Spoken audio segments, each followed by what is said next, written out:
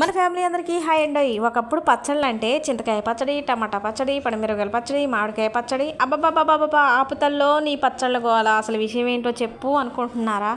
అదేనండి, పచ్చళ్ళు అంటే నాకు అవి మాత్రమే తెలుసు. కానీ చికెన్తో పచ్చడి చేస్తారు, చేపలతో పచ్చడి చేస్తారని కొన్ని సంవత్సరాల క్రితమే తెలిసిందండి.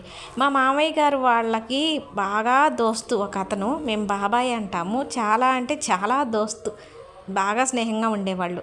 ఆ బాబాయి వాళ్ళ అమ్మాయి మమ్మల్ని అక్క అంటది. తను కూడా మా ఇంటికి అప్పుడప్పుడు వస్తుండేది. తను నేర్పింది నాకు చికెన్ పచ్చడి. ఏది మా పెద్ద పాప 5వ తరగతి చదివే టైంలో. అప్పుడే తెలుసు వీటన్నిటితో పచ్చళ్ళు చేస్తారని. ఇక తను చికెన్ పచ్చడి నేర్పింది. ఆ తర్వాత ఇలా చేపల పచ్చడి, రొయ్యల పచ్చడి నేర్చుకున్నాను. నిన్న పిల్లల కోసమని చేపల పచ్చడి చేశాను. మనవాళ్ళు కూడా చూస్తారని వీడియో తీసి లాంగ్ వీడియో రూపంలో పెట్టాను. ఈ వీడియో కింద లింక్ పెడతాను. మీకు నచ్చినట్టయితేనే లైక్ కొట్టండి అబ్బా.